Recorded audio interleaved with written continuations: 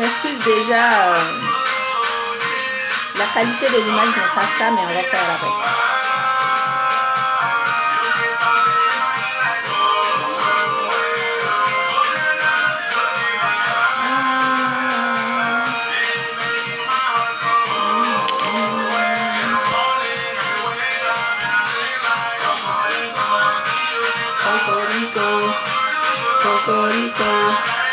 Bon, je vais arrêter la musique comme ça, même si c'est très intéressant. La vidéo d'aujourd'hui va s'adresser aux nouveaux arrivants, aux nouveaux immigrants, peu importe d'où tu viens, de quel pays. Oh, on a beaucoup d'oreilles. Okay. Bon, c'est pas grave, on continue quand même et ça arrive. C'est les femmes, hein, les Angolis là. Ça tombe et puis on ajuste. Voilà. Donc, je disais, c'est ça, je fais cette vidéo spécialement vraiment pour partager mon expérience. Ça fait quand même un bon 8 ans, depuis 2011 que je suis ici au Canada, au Québec. Donc, je voulais partager mon expérience vite fait avec des nouveaux arrivants, des immigrants. Ça pourrait leur être utile.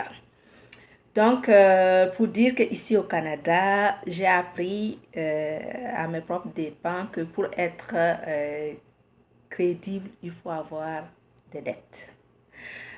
Je m'explique. Et d'ailleurs, tous ceux qui sont déjà ici depuis des années savent de quoi je parle. Donc, tout simplement pour dire que quand vous souscrivez pour avoir genre une carte de crédit ou pour avoir même un téléphone, pour avoir n'importe quel service, il faut que vous ayez une historique de crédit. Et pour l'avoir, il faut bien commencer quelque part. Même malheureusement, c'est vraiment difficile quand vous venez d'arriver. Moi, quand je venais d'arriver, j'ai essayé d'avoir une carte de crédit auprès d'une banque qui m'a été refusée naturellement parce que j'avais pas d'historique de crédit au Canada. J'avais un emploi, mais ça faisait pas très longtemps. Ça faisait même pas 3 mois que je travaillais. Donc, tout ça, ça ne jouait pas ma faveur. Donc, juste donc pour vous dire, quand vous arrivez, il y a aussi des compagnies qui vous donnent l'option de vous endetter facilement en vous offrant des cartes de crédit avec des récompenses. Et donc, du coup, ceux qui viennent d'arriver, ils ne savent pas dans quoi ils se jettent. Là, ils prennent vraiment des cartes de crédit de gauche à droite et puis j'ai connu des amis qui, quand ils sont arrivés, ils ont pris les cartes de crédit, ils ont utilisé tout le solde de la carte de crédit pour s'acheter des affaires, pour frimer sur les réseaux sociaux. Mais ça les a rattrapés parce que les banques, là, ils ne vous donnent pas, c'est quoi, vous venez d'arriver et puis ils vont vous donner de l'argent comme ça à dépenser, là. Et ils vont vous réclamer ça vite fait. Donc, admettons que vous avez une carte de crédit dont le solde était de 1000 $. Vous dépensez tout le 1000 $ et vous n'avez pas l'argent pour le payer. Vous allez vous retrouver à payer des intérêts. Chaque fin du mois, vous allez payer des intérêts et le solde de la carte de crédit ne va pas diminuer. Donc, vous vous retrouvez vraiment à dépenser beaucoup d'argent, mais qui ne va pas régler votre problème d'endettement. Donc, si vous avez déjà 2, 3, 4, 5 cartes de crédit que vous avez pris, vous avez dépensé, ces banques-là vont vous appeler et vous allez tomber dans un stress. D'accord? Donc, c'est ça. C'est pour vraiment vous dire de faire attention. Ne prenez pas toutes les cartes de crédit. Renseignez-vous quand vous arrivez. Renseignez-vous avec vos dévanciers, des gens qui ont appris à leur propre dépens comme moi ici, comment ça fonctionne. Par exemple, moi, quand je suis arrivée nouvellement, je suis allée dans un centre commercial pour chercher un téléphone. Et puis, quand j'ai vu dans les vitrines, c'est affiché un téléphone à 0 $. J'ai dit, waouh, ici, on donne le téléphone gratuitement.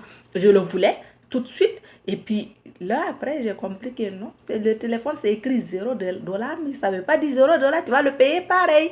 Tu vas le payer, tu vas prendre le téléphone, et peut-être le téléphone, il coûte en réalité 800 $ ou 1000 ou 200 $, peu importe, mais ce n'est pas 0 $, comme tu le vois là.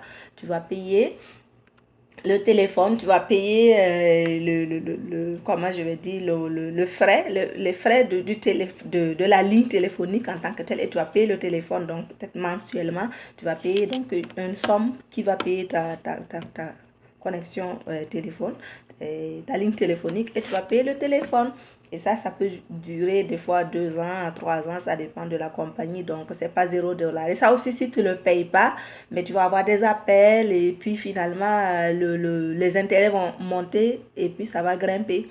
Donc, du coup, c'est mieux de se renseigner. Oui, donc, je disais que quand tu arrives au pays, il faut avoir du crédit, il faut avoir des dettes.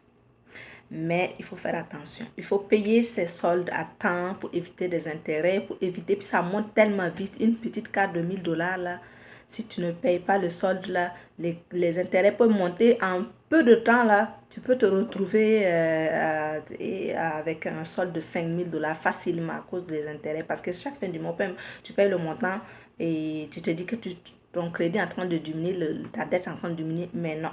Tu fais juste payer les intérêts. Donc, informez-vous. Prenez le temps de vous informer auprès des bonnes personnes parce qu'il y a des gens aussi qui ne prennent pas le temps de donner des bonnes informations aux autres. Je ne sais pas pourquoi, mais c'est ça. Donc, prenez le temps de vous informer comme il faut. Et c'est ça. Les téléphones à 0 $, ça n'existe pas, ça c'est certain. Donc c'est ça. Donc vu que on s'endette facilement, on ne réfléchit pas, on saute dedans. Donc la plupart des gens se retrouvent en train de vivre au-dessus de leurs moyens. Donc ça veut dire qu'ils travaillent, ils prennent le salaire à droite pour verser à gauche. Donc, en ce moment, tu te retrouves, tu ne peux même pas manger convenablement. N'en parlons pas de pouvoir aider ta famille que tu as laissée au pays, la famille qui compte sur toi parce que toi, tu es rendu au pays du dollar. Donc, toi, tu es ici, tu es censé pouvoir les aider. Et malheureusement, vu que tu as mal démarré, comme on dit, un faux départ, là, ça entraîne la chute. Donc, déjà, tu es déjà pris dans le manège, dans le tourbillon de la dette. Donc, tu n'arrives même pas à mettre de côté, même pour tes propres projets, n'en parlons pas pour aider convenablement la famille. Toi-même, tu n'arrives même pas à bien vivre, tu n'arrives plus à dormir, tu n'arrives plus à manger, tu commences à maigrir, tu commences à stresser. Hein? Même si tu ne te suicides pas là, tu es mort en dedans de toi-même parce que tu commences à voir ta vie. Peut-être tu avais une bonne position au pays, peut-être tu avais un bon fonds que tu pouvais investir pour t'en sortir, mais tu as pris tout ça, tu as investi pour venir, pour immigrer et tu arrives, tu te plonges dans les dettes. Et ça devient vraiment invivable. Tu commences à regretter. Donc tout ça, c'est parce qu'on a pris un faux départ. Moi, personnellement, je rends grâce à Dieu. Je me suis pas retrouvée dans un tourbillon de dettes, mais j'ai quand même eu du mal à quand même, par exemple, un appartement, à un moment donné, j'avais du mal à trouver un appartement parce que quand j'ai voulu louer un appartement, on me dit non, vous n'avez pas une historique de crédit, vous n'avez pas une historique de bail, donc il n'y a pas vous n'avez pas donné des références comme quoi vous avez déjà été locataire quelque part. Il faut bien commencer quelque part. Donc, vous aussi, les bailleurs, là, donnez-nous une chance. Hein?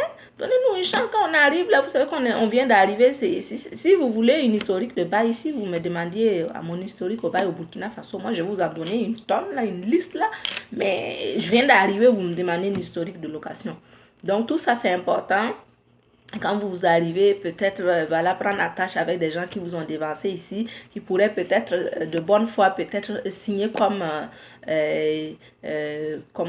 garant. Moi, j'ai eu le mari d'une amie qui a signé comme garant finalement parce que j'ai fait vraiment le tour et je ne pouvais pas avoir un bail à mon nom. Parce que je venais d'arriver, je n'avais pas d'historique. Et puis en plus, j'étais aux études. Oui, ça aussi, ça compte beaucoup. Donc, quand vous arrivez, vous n'avez pas encore un travail, c'est difficile d'avoir un appartement, donc d'avoir quelque part pour louer, même si vous avez votre argent, même si vous démontrez que vous avez toutes les ressources nécessaires pour payer là. C'est difficile d'avoir un bail. Il faut avoir quelqu'un qui va signer, qui va se porter garant, ainsi de suite. Donc, tout ça, c'est pas facile aussi parce que c'est une grosse responsabilité aussi de se porter garant pour quelqu'un. Si tu le connais pas bien, même si tu le connais bien, ça peut arriver que ça tourne mal. Donc, voilà, ça c'était le petit conseil du jour, petite expérience que je partage avec vous. Renseignez-vous, informez-vous auprès de bonnes personnes et ne vous faites pas avoir par les compagnies qui vous donnent des cartes de crédit et qui vous donnent des cadeaux parce que vous avez accepté les cartes de crédit. Ne vous laissez pas charmer par des téléphones à 0 $. Ça n'existe pas, mon frère, ça n'existe pas, ma soeur. Donc voilà, quand tu arrives... même si tu viens avec beaucoup d'argent, fais attention parce que ça va vite. Et puis quand tu achètes quelque chose, il y a les taxes. Au pays, tu achètes quelque chose 100 francs, tu vas le payer 100 francs. Tu l'as acheté 500, tu vas le payer 500. Ici, tu achètes quelque chose à 2 $, il y a les taxes.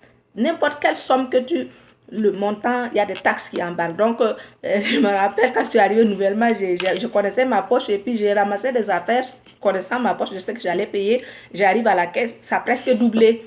Ah ben écoute, j'ai laissé la chose, je suis partie. Hein. Non, non, non. Donc, faites attention quand vous dépensez. Vraiment, faites attention. Gardez le plus possible vos économies jusqu'à ce que vous trouviez un emploi. Évitez de vous embarquer dans des dettes. Payez.